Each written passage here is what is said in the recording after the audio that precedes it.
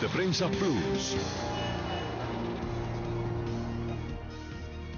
Bienvenidos a Club de Prensa Plus en NTN 24. Transmitimos desde Washington, a 3 cuadras de la Casa Blanca, y gracias a los invitados al programa del día de hoy. En primer lugar, el corresponsal jefe del diario El País de Madrid, Antonio Caño. Bienvenido como siempre a este programa. Hola, ¿qué tal?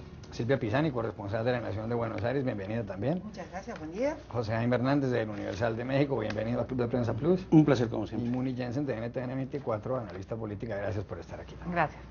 Bueno, la noticia de la semana ha sido en gran medida el cierre parcial del gobierno en Estados Unidos. 800.000 trabajadores están desde el martes sin ir a sus puestos de trabajo, no reciben salario, todo ello como consecuencia de que la Cámara de Representantes se negó a aprobar el presupuesto.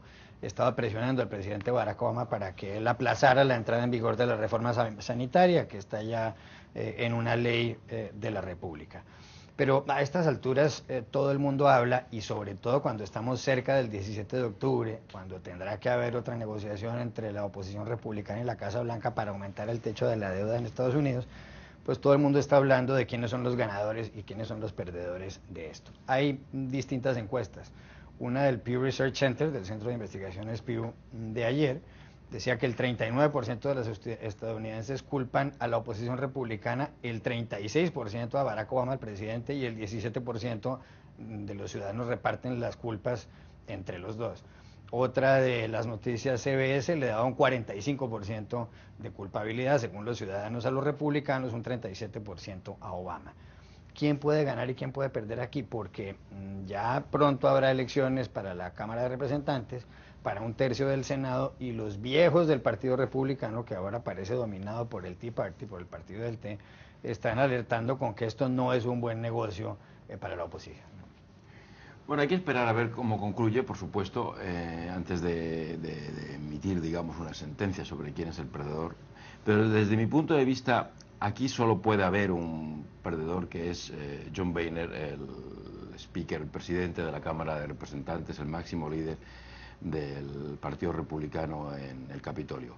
Y digo que solo puede haber este perdedor porque en algún momento John Boehner va a tener que ceder y someter a votación una ley que permita reabrir la administración y levantar el techo de deuda. No le encuentro otra salida a esta crisis. El presidente Obama no puede ceder en la renegociación de la reforma sanitaria. Eso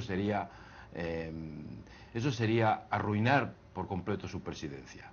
La única salida es que Boehner ceda y saque a votación una ley.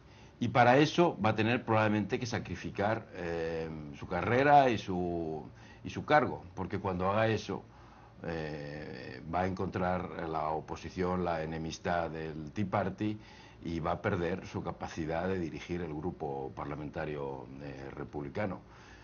Yo creo que todas las días que van pasando, las horas que se van consumiendo, son horas de espera hasta que llegue ese momento en el que Boehner se tenga que sacrificar por la nación y tenga que renunciar a la posición que tiene actualmente. Boehner parece rehén, decíamos, del Tea Party, del partido del té, que es el ala radical ultraderechista de esa colectividad. Pero ¿tiene Obama algo de culpa en lo que está pasando? Creo que es un juego de rehenes como los de las muñecas rusas, ¿no? Uno es rehén de otro y de otro y de otro. Acá se ha hecho un juego extremo provocado por un grupo de republicanos que tienen también parte de razón en lo que hacen. Obama tiene su responsabilidad en esto, y para mí es, desde este punto de vista, seguro que no coincidimos, así que seguro que se viene, pero yo creo que el gran perdedor en esto no tiene nombre y apellido, sino que es la economía norteamericana. Lo que se viene postergando en cada una de estas crisis es una evaluación de fondo de lo que está pasando con la economía de este país, donde hay un tema de deuda que no se analiza serenamente, y hay un tema también de creación de una burbuja que la estamos viendo todos los días y que tiene sus serios signos de interrogación con lo que está haciendo el Tesoro, con lo que está haciendo la Reserva Federal. Dicho esto, es el viejo juego de la política. Estamos buscando ganadores y perdedores, y es verdad. Es muy posible que Boehner pierda, es muy posible que Obama salga lastimado. ¿Hay alguien que piensa en la economía de este país? Esta es la pregunta. Pues Jaime Hernández, ¿quién es el gran perdedor, quién es el gran ganador, políticamente hablando de esto? Políticamente yo creo que los republicanos, porque para comenzar, yo creo que el Partido Republicano se dejó llevar por 40 personas que integran el Tea Party, que no tenían ni siquiera una estrategia, no sabían cuál iba a ser la estrategia para ganar. Este grupo de 40 tipos se convirtieron en una suerte de generales alemanes conduciendo a todo el partido hacia el precipicio, porque nadie sabe cómo va a terminar. Y es evidente que sin una estrategia, si tú no tienes una idea clara de cómo vas a ganar, evidentemente vas a fracasar. Yo creo que los republicanos ya perdieron por adelantado. Creo que el presidente va a ser el gran vencedor, no sin sufrir en el camino. Pero si me permites, yo quisiera salir un poco de esta lógica de ganadores y vencedores en el plano político, porque yo creo que también es importante destacar, a la luz de lo que está ocurriendo con este cierre de gobierno, a quién pondría uno en la columna de los ganadores y de los perdedores. Una vez que se ha cerrado el gobierno, en la columna de los ganadores están los que no son imprescindibles. Los que son prescindibles se han tenido que ir a casa. Y quienes han permanecido son generalmente todos los que trabajan para mantener, salvaguardar la seguridad nacional.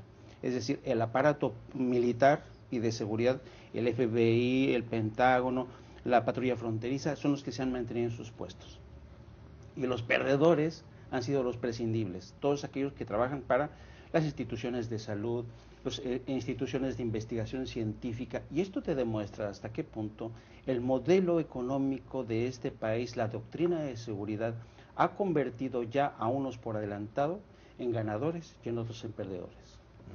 Munillense, ¿será que llega el 17 de octubre y habrá líos para elevar el techo de la deuda? O como dice Antonio, los republicanos no tienen más remedio que sentarse con Obama a conversar, porque de lo contrario, si no suben el techo de esa deuda hasta 16,7 billones de dólares, es decir, millones de dólares, pues Estados Unidos entraría en suspensión de pagos por primera vez en su historia. Bueno, la pelea del cierre del gobierno está a punto de estrellarse con una discusión mucho más fuerte y con más repercusiones a nivel mundial, que es justamente la pelea del techo de la deuda, y en este momento se está peleando en dos canchas distintas, con la misma gente. A mí lo que me preocupa de estas grandes o peleas con grandes repercusiones es que todos los que están jugando son débiles. Es débil el presidente de la Cámara, John Boehner, porque no tiene la unidad de su partido, pero también es débil el partido del T, que es quien está mandando la parada en la Cámara de Representantes. El partido del T es una minoría, está tratando de sobrevivir haciendo estos gran, actividades y acciones de propaganda como las que está haciendo en este momento. Es débil el Partido Demócrata porque no ha logrado una unidad hasta este momento. Después de esta gran crisis se habla de que hay una unidad entre los demócratas en la Cámara de Representantes. Obama también, porque tiene una incapacidad conocidísima para negociar. Entonces esto también es el resultado de la ineficacia del presidente Obama para negociar con el partido y con el Congreso. Es frágil la economía, con cada día que pasa con el gobierno cerrado hay una real amenaza para la economía. Si se estrella con este otro problema de la deuda, peor aún, habrá un colapso y un regreso, se dice, a la época del 2008. Entonces, cuando la negociación y la pelea es entre débiles, los resultados son bastante... Pueden ser muy peligrosos. Es una situación muy volátil. Lo que ocurre es que yo creo que estamos, cayendo en la trampa que ha tendido a la nación el Partido Republicano, particularmente el Tea Party, que es hablemos de todo. Hablemos de la situación económica del país, de la situación política. No se trata de eso, negociemos. Es que no se trata de negociar. Bueno, yo no creo que sea una negociación entre débiles, es que no hay nada que negociar. Aquí solamente esta situación en el fondo es bastante sencilla. El Partido Republicano tiene que aprobar en el Congreso unos trámites que la Constitución le exige, unos trámites presupuestarios que la Constitución le exige. No hay nada que negociar para hacer eso. No se puede negociar un trámite parlamentario. Los trámites parlamentarios hay que cumplirlos. Si hay que hablar de los problemas de endeudamiento del país, si hay que hablar de los problemas de enfrentamiento político que tiene el país, eso es otro momento. Si hay que poner sobre la mesa la debilidad de Obama, pues para eso hay elecciones de vez en cuando en el país. Aquí no se trata de medir la debilidad de uno, la debilidad de otro. Vamos a la mesa de negociaciones, es muy difícil negociar. porque somos todos débiles. Es que no hay nada que negociar. Este país está sufriendo un chantaje directo, inaceptable del Partido Republicano, tratando de condicionar toda la situación a un trámite que están obligados a cumplir. Es como si, como le puso el senador Ruiz por escrito, es como si durante la guerra de Irak hubiera dicho el Partido Demócrata: no aprobamos el presupuesto, no extendemos el techo de deuda, no extendemos una extensión presupuestaria hasta que ustedes no paren la guerra de Irak. Es evidente que son dos conversaciones distintas que no se pueden tener en una mesa de negociación. Pero a mí me parece, es impresionante, ¿no? Estamos en los dos extremos de la mesa, qué interesante esto, pero la verdad es que tienes razón y tienes razón. Me parece que por un lado no es el momento, no podemos pero tener razón los dos. Es que es lo que ocurre, es lo que está ocurriendo. A ver, no es que lo que describe Muni me parece que es correcto, porque si no hubiese... Es lo que están haciendo creer que pasa, no está pasando eso. Antonio, si no estuviese esta situación de debilidad, no estaría ocurriendo. Pero dile eso a todos los 800.000 empleados que están en la casa.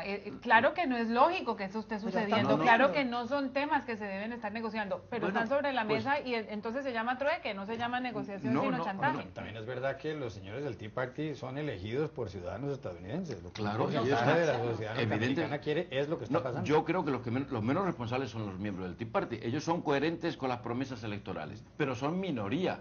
¿Estarán ganando? Son minoría, por eso las responsabilidades de Boehner.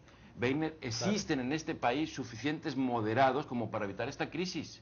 El problema es que esos moderados están asustados, como ocurre en otras situaciones, por la virulencia, por la agresividad dialéctica, por las amenazas, por el chantaje del Tea Party. Pero no es que esa minoría responda a la opinión de este país. Claro que no, lo que pasa es que el señor Boehner tiene el susto de perder el puesto y el liderazgo. Bueno, es que no le va a quedar otra, porque el presidente Obama no va a negociar, o creo que no va a negociar, o desde luego creo que no debe negociar, no un poquito. Nada. Yo creo que no va a Lo negociar. cierto es que esta ciudad cada vez se parece más, esta ciudad, a un país del tercer mundo, realmente. Ayer hubo grandes tiroteos, miedo, policías andando por la calle con ametralladoras, ingobernabilidad.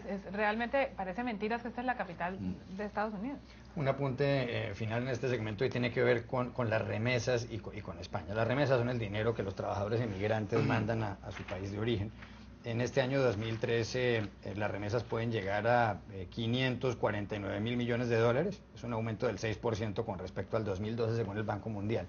Pero hay una cosa curiosa con relación a España, y es que entre abril y junio los españoles emigrantes enviaron a su país 1.591 millones de euros. Los inmigrantes que están en España y enviaron fuera del país, fuera de España, solo 1.563 millones, o solo es una exageración. Es decir, ya son más, ya es mayor el monto de remesas que los españoles inmigrantes están enviando a España que el que están mandando los inmigrantes en España a sus países de origen. Eso no pasaba en los últimos tiempos. Pero ¿no será que estamos volviendo aquí a la historia de España de siempre, que ha sido un país de emigrantes, y que lo que pasa es que durante los últimos 20 años de bonanza todo el mundo pensó que España era un país para atraer gente? No, yo no lo creo. No, honradamente, pese a estas cifras, yo no lo creo. Creo que esto es una situación más o menos coyuntural, que va a modificarse cuando mejore la situación económica, que, aunque los españoles que me escuchen no lo crean, mejorará algún día. Vamos todavía, simplemente porque es inevitable, no porque confíe en el acierto de los países en la economía, sino porque los países no se hunden. Dicho eso, lo que probablemente se va a mantener y se debe mantener, y está bien, es que algunos españoles trabajen en el extranjero y compiten en el extranjero. Hoy los mercados de trabajo son globales, como el resto de las cosas, y una presencia de españoles en los mercados internacionales de trabajo tampoco va a venir mal a la sociedad española. Pero si la duda es si vamos a volver a la época de los años 50 y 60 del siglo pasado, en el que España exportaba una fuerza de trabajo esencialmente manual, no lo creo que eso vaya a ocurrir. Jaime Hernández, que fue corresponsal en España. Yo coincido, yo creo que pensar que España puede regresar a esta época de la diáspora que se instaló y que permaneció y fue casi una generación.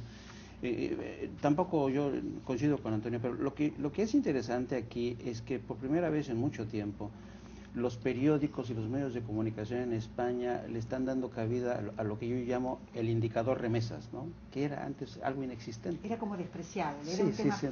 feo, ¿no? Sí. Nosotros, sin embargo, el indicador remesas, que para nosotros es la industria de los expulsados, la industria de estos ciudadanos que desertan de su país en defensa propia, porque no encuentran oportunidades y se van a otro lado, y yo creo que un componente o una parte de esto se ha ocurrido en España, ¿no? Pero también hay otra parte, yo me atrevería a decir que también un porcentaje bastante importante, no de ciudadanos ya no solamente españoles, sino de todas las naciones que forman parte de esta nueva generación de emigrantes que emigran en busca de oportunidades. No es que se estén muriendo de hambre en sus países. Por ejemplo, México, es formidable la cantidad de empresarios jóvenes españoles, coreanos, belgas, franceses, que han llegado para iniciar negocios, ¿no? Sí.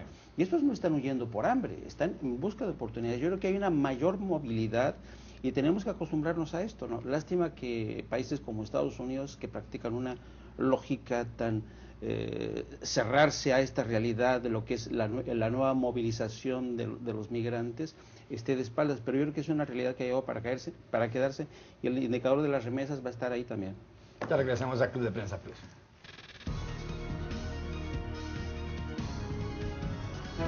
Ya regresamos con Club de Prensa Plus.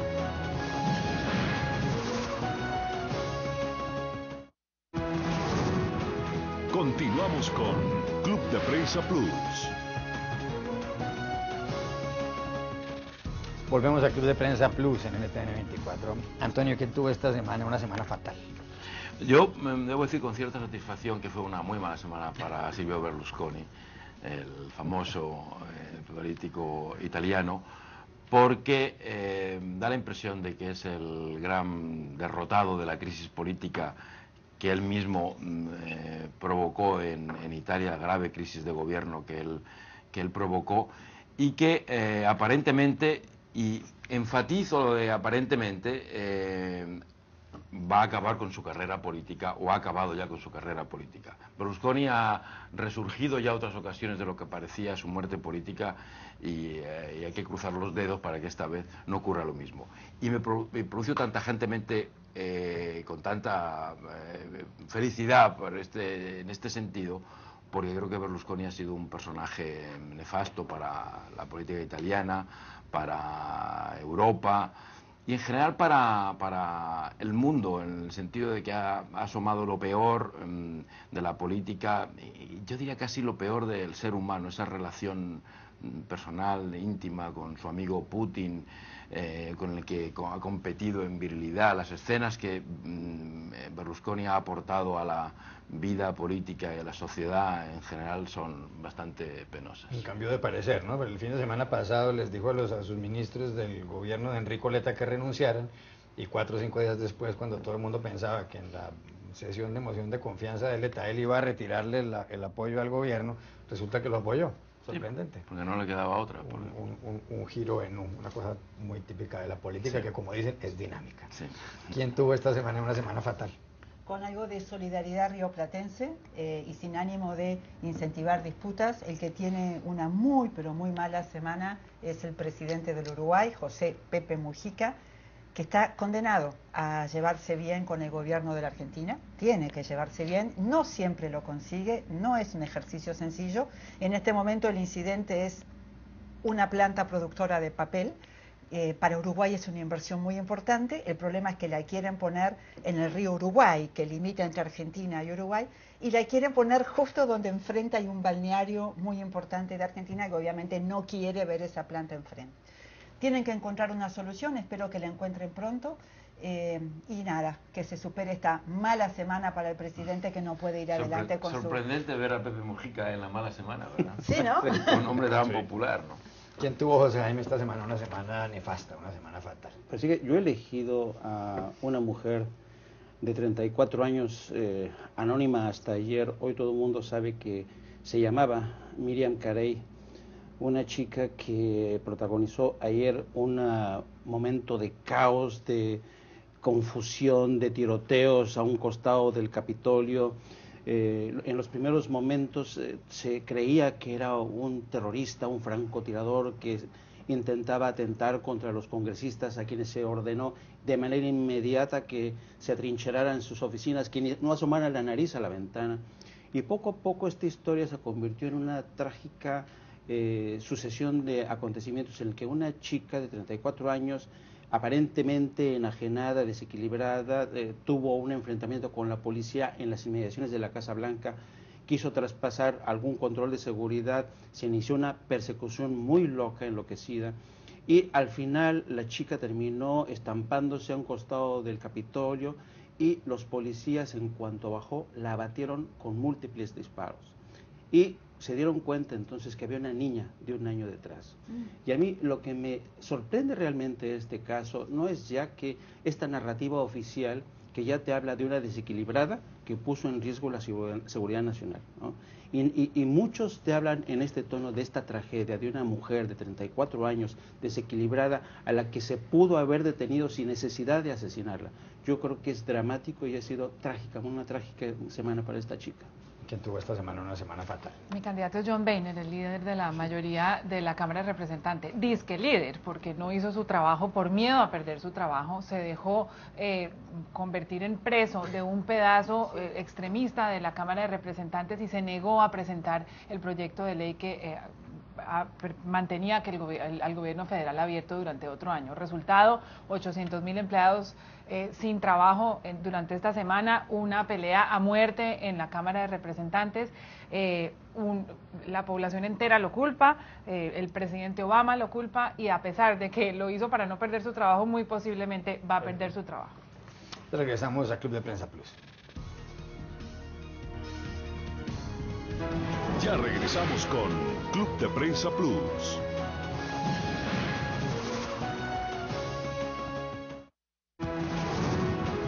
Continuamos con Club de Prensa Plus.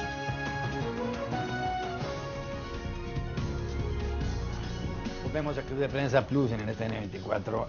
Muni, hay un artículo en la revista The Economist de esta semana sobre Cuba. Y en el artículo se deja constancia de la apertura tímida que ha tenido el régimen de Raúl Castro, el hermano de Fidel Castro, donde ha permitido que los cubanos puedan viajar en ciertas ocasiones y demás. Ahora resulta que ha habido una distensión también en lo que tiene que ver con los deportes. Desde 1960 el equipo de béisbol de Cuba no podía jugar la Serie Caribe de béisbol y ahora aceptaron que los jugadores puedan hacerlo.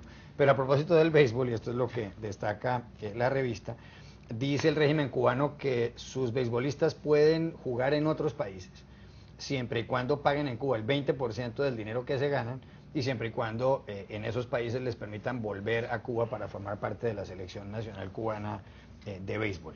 Podría ganarse Cuba bastante dinero, por ejemplo, en el caso de Estados Unidos. Aquí juega Aroldis Chapman, un pitcher de los Rojos de Cincinnati, a quien llaman el misil cubano. El otro día lanzó una pelota a 170 kilómetros por hora. Este hombre se ganó el año pasado $30 millones. Pero ¿se puede aplicar esa medida en Cuba si alguien juega acá en Estados Unidos dado el embargo? No. Esa es la tristeza de la noticia, porque si bien detrás de la noticia o de la decisión de permitir que los jugadores cubanos jueguen en ligas extranjeras, que es una decisión también económica para el régimen o para el gobierno de Castro, en Estados Unidos tienen un bloqueo porque el embargo de Cuba impide que se haga una transacción que pueda generar dinero para el gobierno cubano. Es decir, si como la condición para los jugadores de béisbol que juegan afuera es que le paguen el 20% de sus impuestos a Cuba, pues eso inmediatamente los inhabilita para jugar en ligas en Estados Unidos. Sin embargo, en Japón están pagando casi 10 veces más por los jugadores que en Estados Unidos. Las ligas mexicanas están cogiendo en este momento mucho vuelo y sí es una oportunidad para que los jugadores vayan y no tengan que ser desertores. Este año nomás 21 jugadores están jugando en las ligas mayores de béisbol de Estados Unidos. Quizás detrás de esa medida también hay un sutil mensaje para Estados Unidos diciendo el embargo realmente cada vez tiene menos relevancia. Ya regresamos al Club de Prensa Plus. Ya regresamos con Club de Prensa Plus.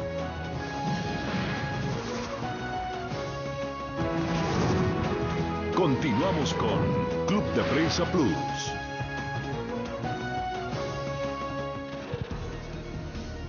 Club de Prensa Plus está ahora desde el Capitolio en Washington.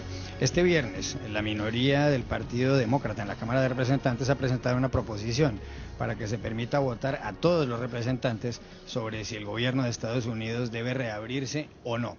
Para explicar eso, hemos entrevistado a Chris Van Hollen, el líder de la minoría demócrata en el Comité de Presupuesto de la Cámara. Aquí está el diálogo con él.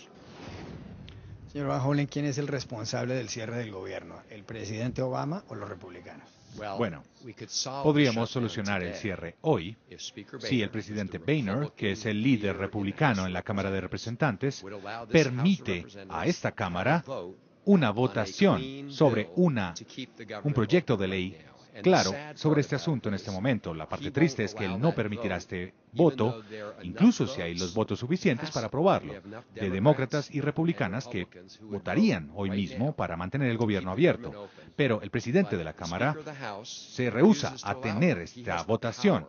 Él tiene el poder para impedir esta votación y mantener el gobierno cerrado, y él está usando este poder para negar esta votación, porque no está escuchando a la mayoría de la Cámara, sino a una parte extrema y temeraria del Tea Party. ¿Cuándo cree usted que va a ponérsele fin al cierre del gobierno? Tan pronto como el presidente de la Cámara permita el voto, porque tenemos los votos, tenemos una mayoría para abrir el gobierno sin estas condiciones extra. Hay algunos republicanos que dicen que van a cerrar el gobierno si la ley sanitaria se acaba, pero el presidente de la Cámara tiene que permitir la democracia trabajar en este Congreso y permitir una votación. Él podría mantener la votación en este momento, y el presidente dijo que firmaría este proyecto de ley. Así que la pregunta es cuándo el señor Boehner permita el voto. Usted ha dicho que el señor John Boehner, el presidente de la Cámara de Representantes, es un líder débil. ¿Cómo es posible que el Partido Republicano esté dominado por el partido del té? Bueno, es una muy buena pregunta. No necesariamente está dominado en términos de el número de republicanos, de miembros republicanos, sino dominado en términos de la energía en el partido. Y en este momento, la persona que saben del Partido Republicano se están quedando callados y no quieren retar a este temerario Tea Party. Es por eso es que el señor Boehner tiene que liderar. Él está siendo opacado por el senador Cruz y los miembros del Tea Party. El senador Cruz prácticamente está liderando la Cámara. Y no es tiempo para el senador Cruz, es tiempo para el presidente Boehner para que muestre liderazgo y permita la votación por el bien del país. ¿Usted cree que va a haber un acuerdo entre los republicanos y la Casa Blanca para elevar el techo de la deuda antes del 17 de octubre o que Estados Unidos va a entrar en suspensión de pagos? Bueno, estamos trabajando muy duro para evitar el cese de pagos. Tenemos el mismo reto en esta legislación sobre el cese de pagos como para mantener el gobierno abierto. Específicamente, los republicanos están diciendo que a menos que nos liberemos de esa ley sanitaria y a menos que haya un cumplimiento de unas demandas, ellos se rehúsan a que el país pague sus deudas. El presidente Boehner podría autorizar un voto limpio en este momento para que podamos aumentar el techo de la deuda y pagar nuestras deudas. Y él dice que no lo va a hacer. Así que nuevamente, el asunto aquí importante sobre la deuda es la falta de voluntad del señor Boehner para alejar esta parte temeraria del partido por el bien del país. Es tiempo de dejar de escuchar estas voces temerarias del partido. Señor Van Hollen, gracias. Thank you, Bruce. Ahora tenemos un invitado muy especial. Se trata de Mario Díaz-Balart, representante de la Cámara Republicana por el estado de Florida, en Estados Unidos. Señor Díaz-Balart, gracias por estar aquí. Gracias, Juan Carlos. Desde hace casi una semana, el gobierno de Estados Unidos está cerrado parcialmente. 800.000 trabajadores no pueden ir a sus puestos de trabajo. ¿Cuánto cree usted que tiempo más va a durar este cierre y cómo cree que se pueda reabrir el gobierno, sobre todo después del desencuentro entre el presidente Barack Obama y los miembros de la oposición republicana? Sí, bueno, yo espero que esto, yo hubiese querido que esto nunca se hubiese cerrado, ¿no? ¿Cuánto puede durar? No sabemos. Para resolver este problema hace falta solamente una cosa, que se comience a hablar, a conversar, a negociar entre el presidente, el líder de la mayoría en el Senado y el liderazgo del presidente de la Cámara en la Cámara. Hasta ahora, públicamente y privadamente, el presidente Obama ha dicho que él no va a negociar y no va a conversar. Lo ha dicho también el líder de la mayoría demócrata del Senado. Y por lo tanto, no sabemos hasta cuándo ellos van a rehusar hablar y conversar y negociar. Mientras tanto, lo que estamos tratando de hacer en la Cámara es enviarle al Senado pequeñas partes que no son controversiales para reabrir partes esenciales del gobierno federal. Hasta ahora hemos recibido apoyo en la Cámara bipartidista, como una cuarta parte de los demócratas han estado apoyando estas medidas de abrir, aunque sean temporalmente, o comenzar a abrir el gobierno federal, mientras que vemos si el presidente va a cambiar de opinión y va a comenzar a negociar y a hablar. Y es posible que lo haga, porque ahora vimos que ahora anunció que va a cancelar su viaje que estaba programado para Asia. Yo asumo que va a cancelarlo porque va a comenzar a negociar y a hablar y a trabajar. Así que hay esperanza. Lo único que hace falta es que comiencen las conversaciones y las negociaciones. Hasta ahora, pública y privadamente, el presidente Barack Obama y el líder del Partido Demócrata en el Senado, el líder de la mayoría, han dicho que no van a negociar y no van a hablar. Pero el presidente Barack Obama ha dicho que él no quiere ceder y que quienes deberían ceder son ustedes, los republicanos, cuyo jefe en la Cámara es John Boehner, el presidente de esa corporación. Si él no cede, el presidente, ¿ustedes no van a ceder? Bueno, en este proceso, todos tenemos que ceder un poco para que el país gane. Y entonces esta actitud de que rehúsa negociar absolutamente en nada, que rehúsa ceder en nada, que rehúsa conversar acerca de nada o de algo, es muy problemático. Así no se resuelven los problemas. Yo no creo que es mucho pedirle al presidente de los Estados Unidos y al líder demócrata en el Senado a comenzar a hablar, a comenzar a ver si hay algo en donde podemos estar de acuerdo. Y es interesante, estamos viendo que en la Cámara apoyo bipartidista, y no es un apoyo pequeño de los demócratas, ya estamos hablando del 25% de los demócratas están de acuerdo en vamos a comenzar a abrir partes del gobierno federal, lo que hasta ahora, y por cierto, los republicanos estamos dispuestos a negociar, y todos vamos a tener que ceder, pero cuando uno comienza con esa actitud de que no va a ceder en nada, y que no va ni a comenzar a hablar, eso yo creo que crea un pequeño problema, como estamos viendo. Los republicanos han dicho que no aprobaron el presupuesto por el cual se les pagaba el salario a estos trabajadores, porque lo que quieren es que no entre en vigor la reforma al sistema de salud impulsada por el presidente Barack Obama. Sin embargo, esa reforma por la cual millones de estadounidenses, más de 30 millones, tendrían un seguro médico que no tienen hoy, pues vale mucho dinero, ya es ley de Estados Unidos. Y sin embargo, ustedes intentan siempre en la Cámara de Representantes someterla a distintas votaciones para echarla por tierra. ¿Por qué hacen eso cuando, en principio, y se pregunta eso mucha gente, favorece una medida, una reforma de estas a tantos millones de personas que no tienen un seguro de salud? Porque estas estadísticas que usted acaba de mencionar es lo que dice la Casa Blanca, pero no son reales. Según las estadísticas oficiales del gobierno de los Estados Unidos, el Congressional Budget Office, que todo el mundo reconoce que es independiente, dicen que después de la implementación absoluta de Obamacare, va a haber básicamente el mismo número de personas sin seguro que antes de la ley de Obamacare, número uno. Número dos, habían dicho, el presidente había prometido ciertas cosas básicas al pueblo dominicano. Número uno es que si uno le gustaba el seguro que tenían, no lo iba a perder. Ya hay cientos y miles de americanos que están perdiendo su seguro que le tenían. Dijo que iba a reducir el costo del seguro médico, ha aumentado el costo del seguro médico. Y el mismo presidente ha negado o ha cambiado ha pospuesto más de una docena de las partes de la ley misma de él, porque él ha visto que son desastrosas. Entonces, pero esto es lo que es más negativo todavía, que a los amigos del presidente, a las industrias que favorecen al presidente, los ha permitido mantenerse afuera de la ley, de esta ley del cuidado médico. Y lo que estamos viendo es que hasta algunos que querían esta ley y que apoyaban esta ley, los sindicatos obreros, ahora están diciendo, aguanten que es desastroso. En todas las, si uno ve las encuestas en el pueblo dominicano, hay un rechazo absoluto. ¿Por qué? Porque lo que el presidente prometió que iba a hacer la ley no está pasando. El costo no se ha reducido, se ha aumentado. Entonces, está demostrando ser una ley desastrosa para la economía, para el pueblo dominicano.